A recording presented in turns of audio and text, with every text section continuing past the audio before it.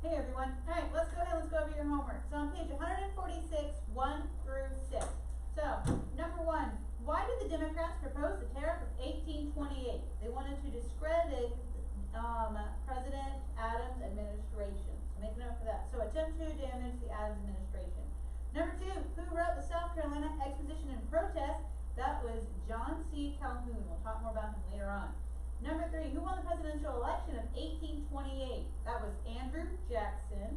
Number 4, what type of character did Andrew Jackson have? How does this affect the way he led as president? He was a forceful, self-educated, prosperous, and he had a rugged frontier character. His military experience made him run the national government like a military organization. We're going to talk more about this later on. But he had very much my way or the highway mentality with the idea of I am president, this is how I'm going to run it. And that causes some conflict later on. Alright, number 5, who served as President Jackson's Secretary of State? That would be Martin Van Buren. And then number 6, what group met informally to advise President Jackson on political affairs? That is the kitchen cabinet. So he had an official cabinet, but his kitchen cabinet was the group that he more focused on getting help from. Alright, you can go ahead and put that away. Oh, I meant to write the pages on the board and I completely forgot. So I'll go ahead and do this now for you. So the pages you want to be studying, looking over your classwork, are pages 133 through pages,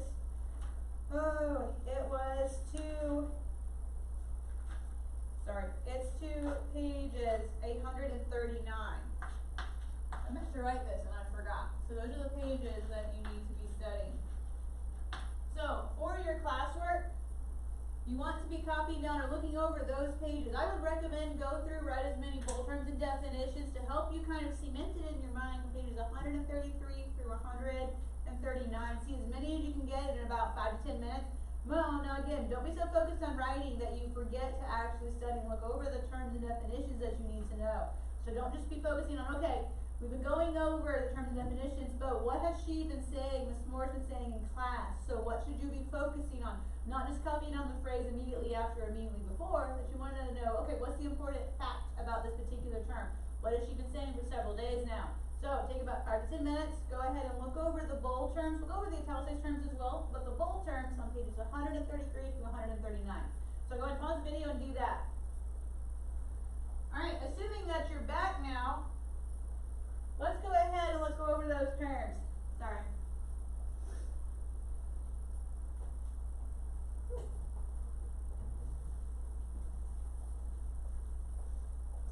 Something keeps tickling my nose. Alright, so what is the dates for the nationalist era? Remember, this is a date that you need to know, or the dates that you need to know for it. So the years. Remember, it's 1814 to 1828. Alright, over here. 1814 to 1828. Why was this called the nationalist era? Right, because it was a period of nationalism. Even though we did have North versus South versus West, in a lot of cases, everyone said, okay, for the good of the country, we're going to put the good of the country first. That's why it's the nationalist era. Alright, so what was the year for the charter coming into effect for the Second Bank of the United States? So what year is that? 1816. So I'll put it over here. 1816. I'll try to not stand directly in front of it. But I think if your camera angle, you can still see it. Alright, so what was the tariff that was the first protective tariff? What year was that? So 1816 again, so make a note for that. 1816, that's also the year that the first protective tariff was passed for it. Now remember, why do the Republicans want to restart the national bank? Why do they approve the Second Bank of the United States, even though they didn't really like the first one? Because again, with the idea of the nationalist era, that is the good of the country, as opposed to personal opinion. Alright, who was a supporter of this new protective tariff, although traditionally later on he becomes against the tariffs? John C. Calhoun. Alright, whose administration started the era of good feelings? So again, just overall, people got along. James Monroe. What year was that? 1816 for his election, and then in 1820 he was president for 2 terms. Alright, so what was the economic crisis year? So the depression of what? That was partly caused by speculation. 1819, right over here. So 1819, that's with this Panic of 1819. There's another depression later on, I believe in the next chapter. So that's when you want to memorize it as the Panic of 1819, or that economic depression of 1819. What is this? What is speculation? This is buying something with the intent of selling it at a profit when the market price rises. So that's not dangerous in and of itself, but if you have too many people doing it, it can cause some problems. Alright, so who was the Supreme Court Justice during this time period? John Marshall. There were three in particular in this chapter that your book focuses on. Which one said if you start up as a private institution, the state can't come in and hijack it and make it into a public institution?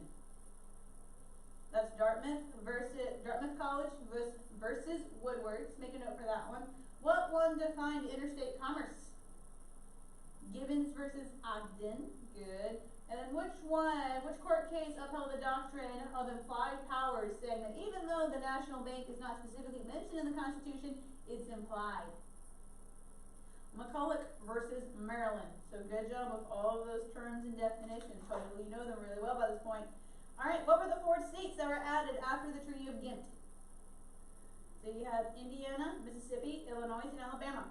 Alright, what was the road that connected Cumberland, Maryland to Wheeling, Virginia? This is where the federal government sponsored this road. That's the Cumberland Road or the National Road. Either name is fine for us. So Cumberland Road or the National Road. Who proposed the bonus bill, saying, hey, we're going to take the money from the bonus from the charter of the Second National Bank, we're going to use it for internal improvements?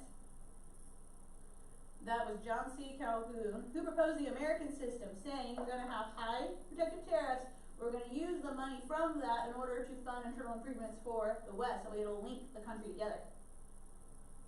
That was Henry Clay, so make a note of him. Alright, who was Monroe's Secretary of State? John Quincy Adams. So John Quincy Adams. What was the greatest progress in improving foreign relationships, and it was also in particular between us and Great Britain? It established the demilitarization of the Great Lakes region, and it also, we had the 49th parallel added on with a different treaty later on. What was that first treaty? So this is the Rush-Bagot Agreement. So make a note for that. It looks like Bagot, but I believe it's pronounced Bagot. So Rush-Bagot Agreement. Alright, what was the treaty between us and Florida? Excuse me, us and Spain, where Spain would cede Florida to us. We would pay off Spain's debt to our citizens. That is the Adams-Onis Treaty. So make a note for that treaty too. Alright. Who invaded Spanish Florida in order to get rid of the raiders and the smugglers and the pirates that were coming over into the United States territory? Andrew Jackson. Good job. What is the year that the Adams-Onis Treaty went into effect? With us buying, well, not really buying, Florida giving Spain giving us Florida, but we ended up paying off some of their debts for it. The year was 1819. So again, you have 2 dates. So remember, 1819 was what? What's this first one for? So the Panic of 1819 with the Depression, and then also we had Florida was ceded to the United States. 1816, 2 things happened in there as well. What's one of them? So the charter for the Second National Bank, and then also we had the first protective tariffs. Making up for both those things. All right, what year was the Monroe Doctrine put into effect? 1823. Oops, there's that mine. 1823. All right, name one of the 3 Latin American heroes. Now again, you don't have to know specifically who did what, but name one of the 3. So Simon Bolivar, Miguel Hidalgo, and Jose de San Martin. So again, it's been a long time since I've had Spanish pronunciation, but I believe that's how you say them. Okay, let's see. There were 4 countries that were claiming the Oregon Territory. Name one of them. Well, obviously us, the United States. Who else? Great Britain, then Spain, and then Russia. So those are the 4 countries that were claiming the Oregon Territory. Alright, there were 2 parts to the Monroe Doctrine, or 2 parts of Secretary of State John Quincy Adams' foreign policy. So what were they? There was 2 parts to it. Alright, the first one said that we will stay out of European affairs that do not concern us. What was the second part? That the land over in North and South America is no longer up for colonization. That if any land becomes available, we have first dibs on it, but you can't come over and try to colonize over in North or South America anymore. Alright, So moving on from it as well, talking about sectional differences. There were 4 major areas of sectional differences. I'm going to slide the camera over so that way you can see it. I think this is going to get partly cut off with the bars. That'll be okay. So that first major differences was between westward expansion, land improvement, and internal, easy land policy, and internal improvements. So think about it for the north versus south versus west. Okay. So was the north for the easy land policies?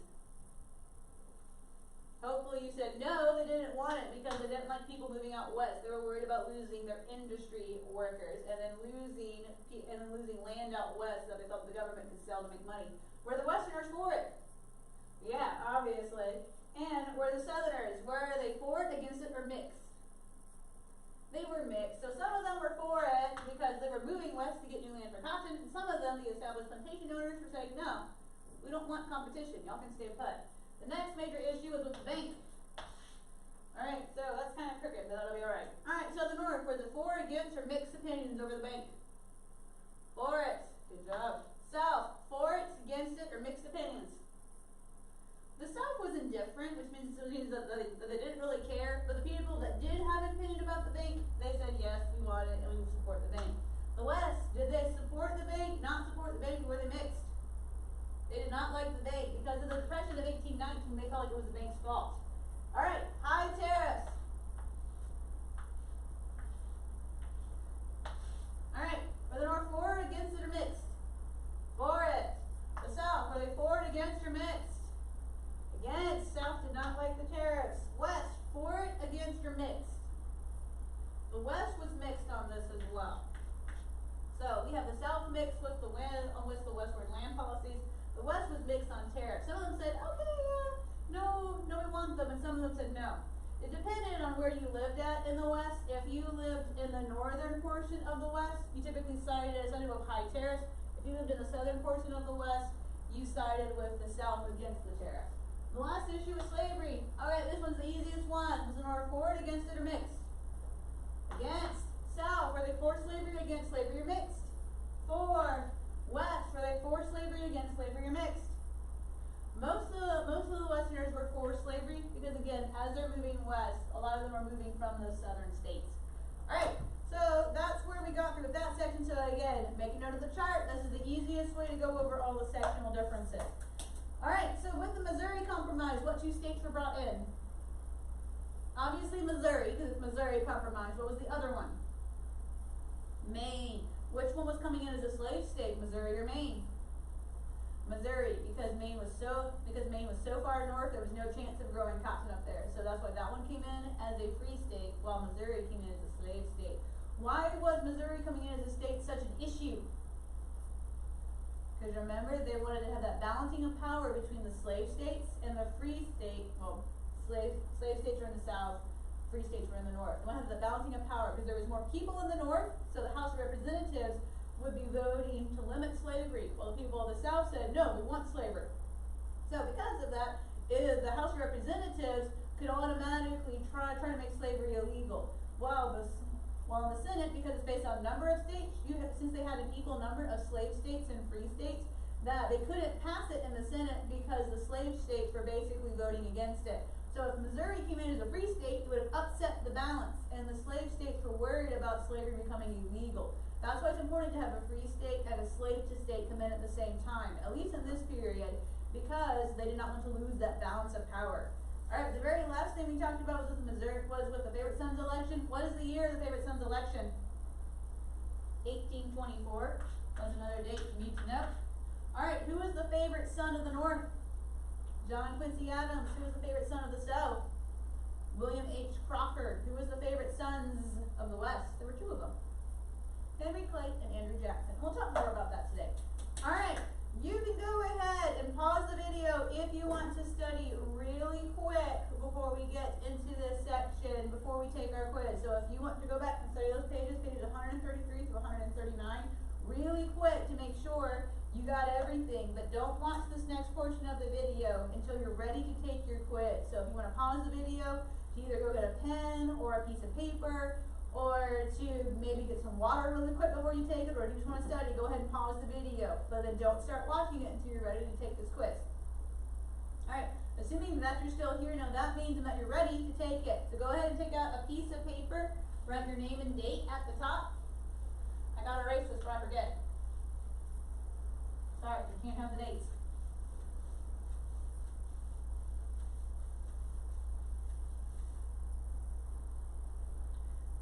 Alright, so write your name and date at the top, label it 1 through 10 for this section. So 1 through 10 for this section. Make sure everything is cleared off your desk, books, cell phone, textbook, anything else that could get in your way for it. So make sure you have plenty of room so that way you can write neatly and you can focus for it. So you only need a pen and a piece of paper. Alright, so number 1, what are the dates for the nationalist era? So what are the dates from that? From what to what? I've written them a whole bunch, so you should know them too. What's the dates for the nationalist era? Number 2, what is the date for the first protective tariff? So remember, it's the protective tariff of, and then it's the year. So what year is the first protective tariff? Number 3, whose administration or whose election marked the beginning of the era of good feelings? So whose election started that period? The era of good feelings. Whose election started the era of good feelings? Number 4, what is the year for the economic depression that was caused by speculation? So there's going to be another depression later on. So what is the year for this first economic depression? It's remembered as the panic of what? So what is that year for the economic depression that's caused by speculation? Alright, number 5. There are 3 court cases mentioned in your chapter. What is the court case that established the doctrine of implied powers, or upheld the doctrine of implied powers, saying that even though the National Bank is not specifically mentioned in the Constitution, it's implied. So yes, we can have a national bank. So what court case established implied powers? Alright, number 6. Who proposed the bonus bill? Who proposed the bonus bill? Number 7. Who was Monroe's Secretary of State? Who was Monroe's Secretary of State? And then number 8. What was the treaty between us and Great Britain that was the greatest progress of improving foreign relations, and it also demilitarized the Great Lakes region? So, what was the treaty between us and Great Britain that was the greatest progress in improving foreign relations? It was between us and Great Britain.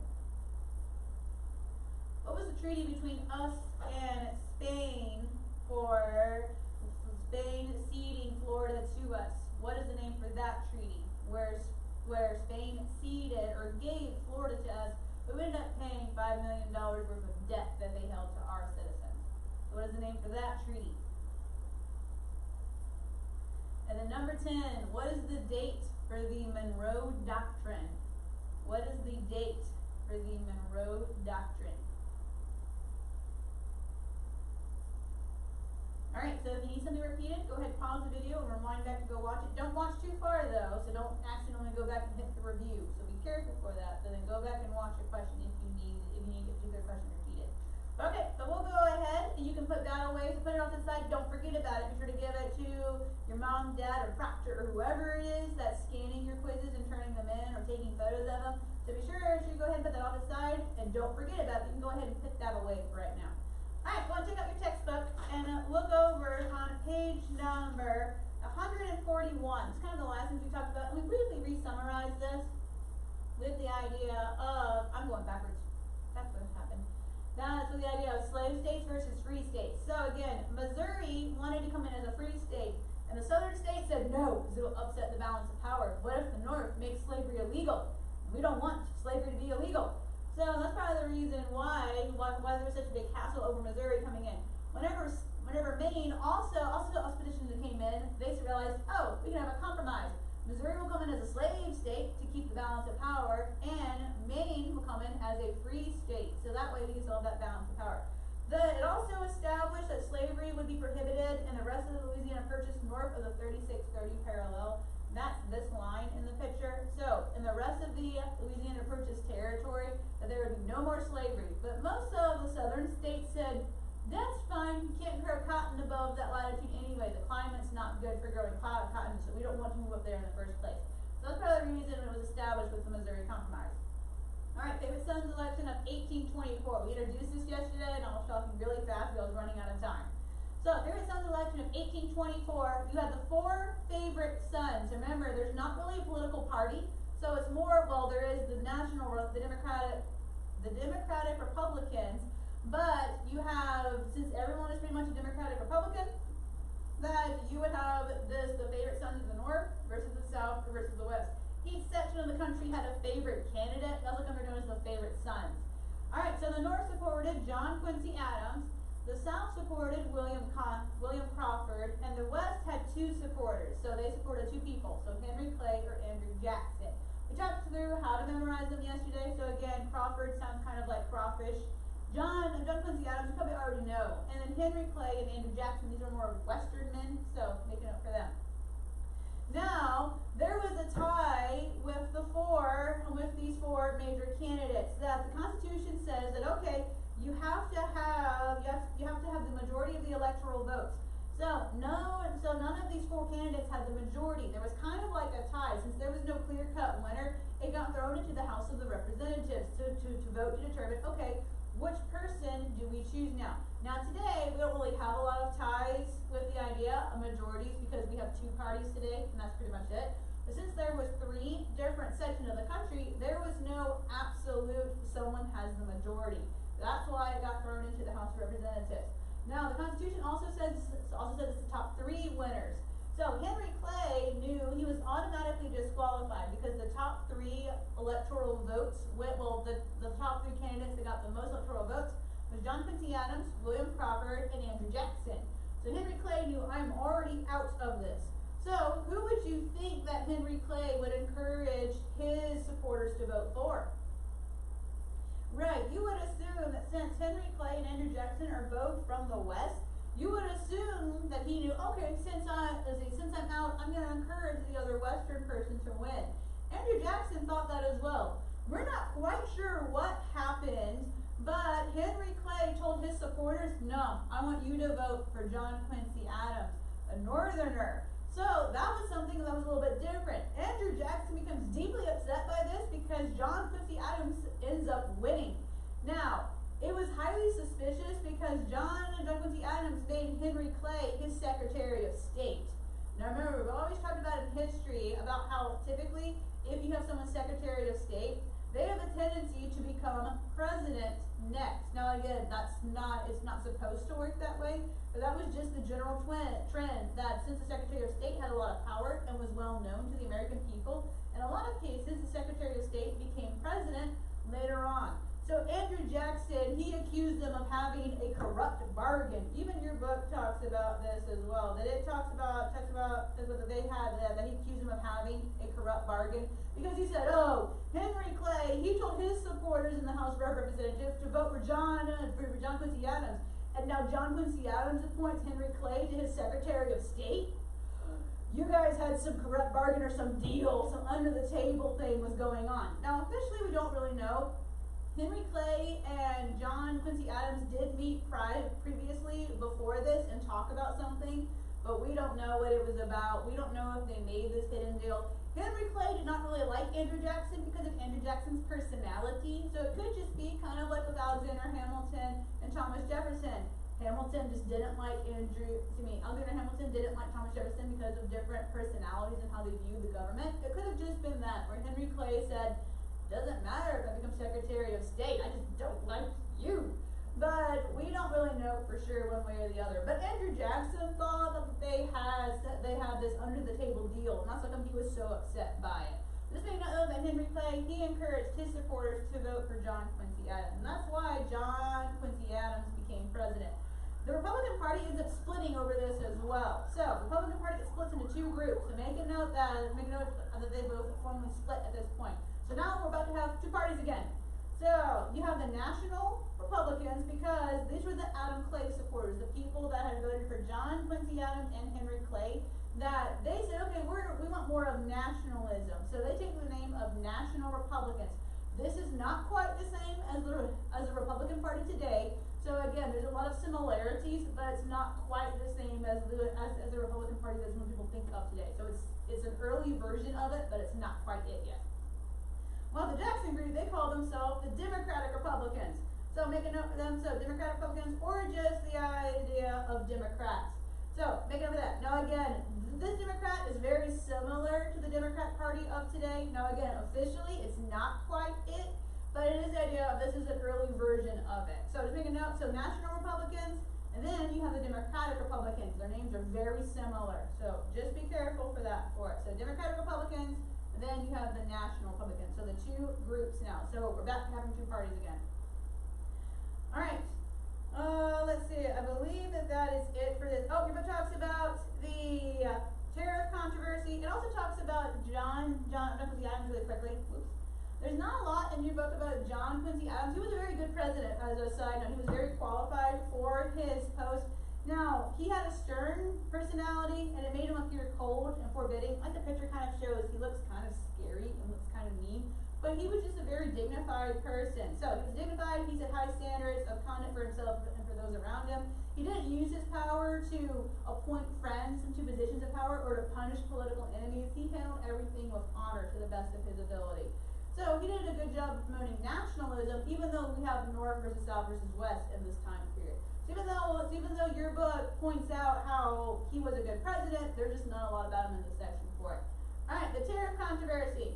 So we're having tariffs become a major issue. Now remember, what is a tariff? That's a tax on an imported good. So the North wants a lot of tariffs and the South doesn't. Now remember, the South is switching over to mainly agriculture and cotton specifically. So the South relies on a lot of transportation of goods. So they feel like that the tariffs are just supposed to help out the North and it's hurting them. So you're going to see a lot of controversy between the North and the South really kick off in this section.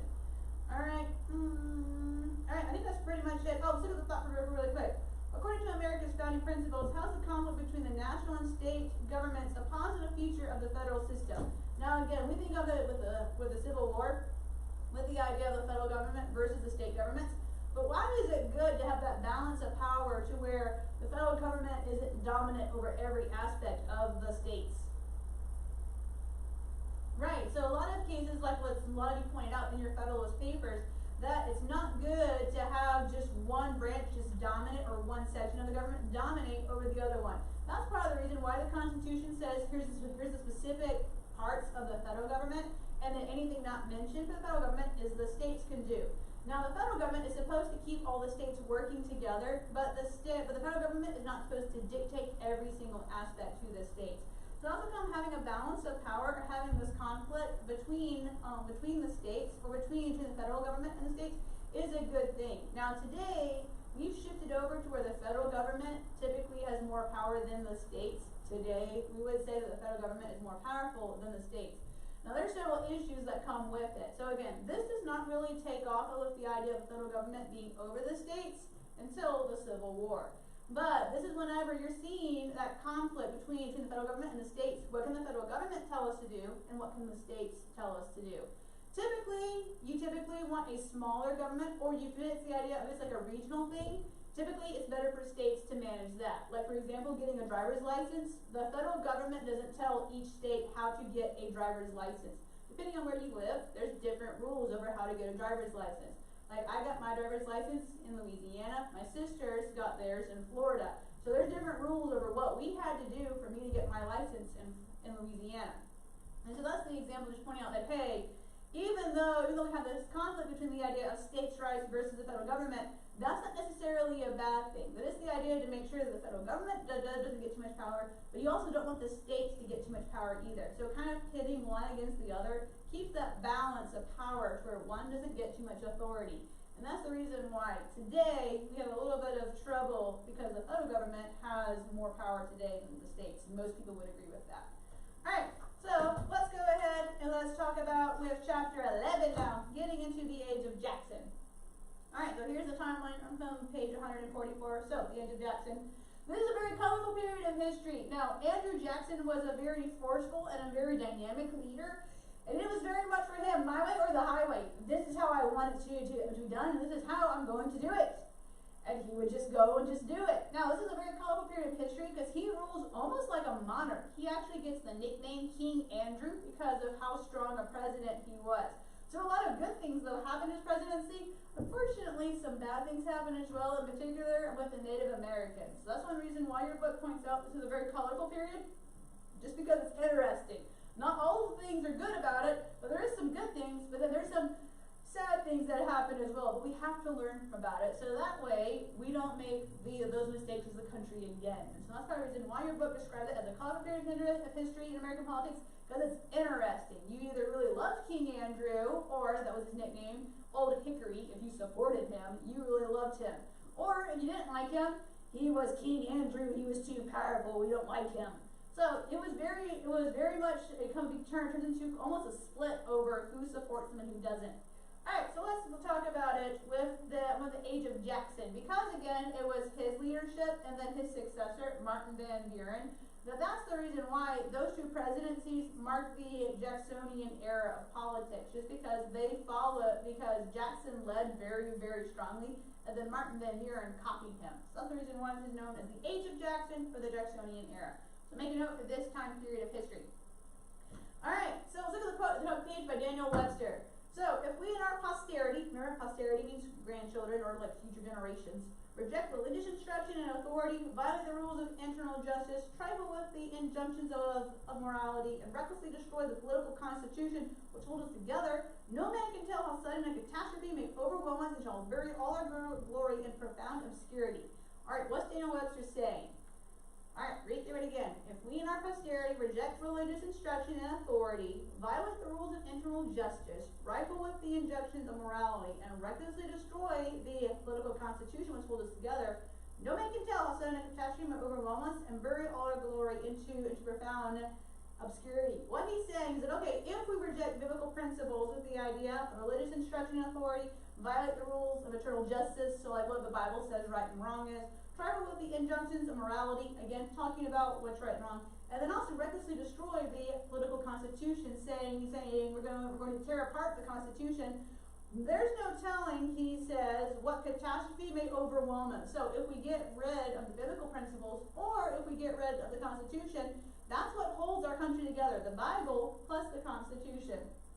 And so that's what he's saying, that there's no telling what could destroy America at that point and bury us in obscurity, cause us to go away in the pages of history, and just be like one of the previous ancient civilizations that no one really talks about anymore, because they are buried in obscurity. We don't know much about them. They didn't succeed. So that's what Daniel Webster's talking about. We're going to talk about the reason why he said that later on, because again, we're back to the idea of federal government versus the states' rights, and so that idea is becoming more and more prominent. Alright, so Gibbon points out the Tariff of Abominations, which is pretty dramatic. So the Tariff of Abominations was the Tariff of 1828. Now remember, what's the year for the first protective tariff? 1816. So this one is 1828. So this is the Tariff of Abominations, because the South hated it in particular. Now, the Democrats, they typically oppose tariffs because they said, we want to make the Adams administration, we want to make John Quincy Adams and his administration look bad. So we're going to try to sneak this tariff in, and we're going to make the tariff rate so high that nobody will vote for it, but we can cause a hassle, and we can make John Quincy Adams look bad because of it. This plan backfired, because even though they raised it so high and they supported it, the Republicans ended up supporting it as well, and so it ended up passing both houses of Congress and became a law, when actually nobody actually liked it and nobody actually wanted it to go into effect. It ended up getting passed anyway. So the Tariff of 1828, it becomes known as the Tariff of Abominations, because nobody liked it, and in particular, the South utterly hated it. Your book talks about how the South was particularly dramatic about it, and how the South, they protested it greatly. They had flags at half-mast. Now remember, what does that typically mean whenever you have a flag at half-mast? It means you're going through a mourning, or you're remembering a particular, typically sad event. So they're treating it like, they're treating it like this is this great tragedy that this tariff was passed. Many Southerners also urged a boycott of the northern goods, or even refused to openly obey the tariff law. And that's a trouble, because remember, that's a problem, because remember, their congressmen voted for it, so they should talk to their own congressmen and not just decide, oh, we're not going to obey this law just because we don't like it. Now, again, the idea of states' rights is coming back up. Of, do the states have to obey a law that the federal government makes? Since we voluntarily entered into the union, could the states decide we don't want to follow this particular law? So you see this idea coming up again. Now again, this is not the first time, we've already talked about this. The Northeast had already talked about succeeding or pulling out, with nullifying it, with the War of 1812. Thomas Jefferson and James Madison had also talked about the idea of nullifying a particular law. So again, this isn't like this is some new thing that's just starting up.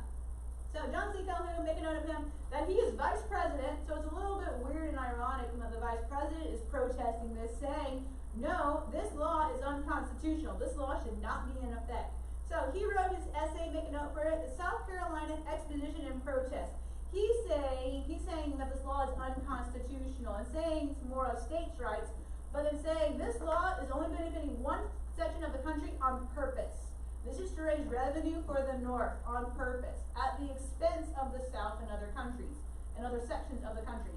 So he's saying that this is unconstitutional. So he's talking about, in this section, that it's the idea that the states have the right to decide, can we support a law, or can we choose and pick which laws we can support or not support. So that's the idea of states' rights. Can you voluntarily choose which laws of Congress to approve or disapprove? Now keep in mind, states already have representatives in Congress, so it's not like they don't have a vote. But again, this is a different mindset of, okay, can you have a state pick and choose which laws they want to follow? Alright, Jackson's election forestalls trouble. So John Quincy Adams, he starts to run again for president in 1828, but he supports the Tariff of Abomination. Because of that, pretty much only the North votes for him, because the North is the only section that really liked the Tariff of Abominations. Everybody else hated it. So the West didn't like it, and the South didn't like it. So because of that, they voted for Andrew Jackson. So make a note that Andrew Jackson won the election of 1828. We also see this is the first time that the electional campaign looks similar to how it's done in the United States today. So America's new democratic spirit was boldly displayed in the presidential election of 1828. The book points out, in many ways, this campaign marked the beginning of modern politics, with the idea of there was parades, slogans, campaign posters, rallies, cookouts, open-air speeches. So kind of how people campaign today. This was a very similar aspect for it, because Andrew Jackson understood, I need to appeal to the people. I need to get them to like me, so that way they will vote for me. Because remember, he lost previously with the corrupt bargain. So he said, no, I'm fixing it this time around. I'm going to make sure that I win. So Andrew Jackson, he started up the Democratic campaigning as we would recognize it today, and campaigning to be a leader. Alright, your book points out that Andrew Jackson, he starts out as one of the most forceful presidents in American history. We're going to talk more about him as we get into this. But he basically ran it like a military organization. Look at the first sentence of the full paragraph on page 145. Jackson's rugged frontier character and his long years of military experience made him prone to run the national government like a military organization. It was very much my way or the highway, that I am the general of the country, basically, and this is how we're going to run the country. Most of the time, he was pretty good about it, and most of the time, he made a lot of good decisions. Occasionally, you're going to see in history that he did not make some good decisions, but it's what Andrew wanted to do, so that's what he's going to do for it. Now, you see this with his example of his cabinet. He filled his cabinet officially with people that would not question his authority. He said, okay, this person won't stand up to me, this person won't stand up to me, this person won't protest when I do something. So this is my official cabinet. They will go along with whatever I want to do. Now, the people I actually will take advice from, I'm going to listen to my close group of friends that I actually respect their opinions, and I'm going to listen to them. Your book points out, was it Secretary of State though, Martin Van Buren, that he was actually very good at what he did, and he was a good figure in actually managing Secretary of State really well. So even though he was part of the official cabinet, he ran his job very, very, very well, and he was a very good Secretary of State. Most of his other cabinet members officially, they were okay at their jobs, but they would not question what Andrew Jackson wanted to do. His unofficial cabinet, the people that he actually listened to, that group was nicknamed the Kitchen Cabinet. because that was considered his official, real advisors, while the official cabinet wouldn't actually advise him on anything. They would just do whatever he said. So, make a note of that. So, kitchen cabinet. So, this is a few old and trusted political friends. And so, they met informally to talk to Andrew Jackson and give him advice. And so, because of that, he would listen to his kitchen cabinet more than he listened to his actual official cabinet. Alright, we'll go ahead and we'll stop there. So, your homework for tonight is to read pages 146 through 151. So 146 through 151. Answer on page 151, questions 1 through 10. So answer on page 151, questions 1 through 10. So all of it together, read page 146 through 151. Answer on page 151, questions 1 through 10. Don't forget, the President's Quiz will be next Wednesday. So start working on that if you haven't started working on it. The first 25.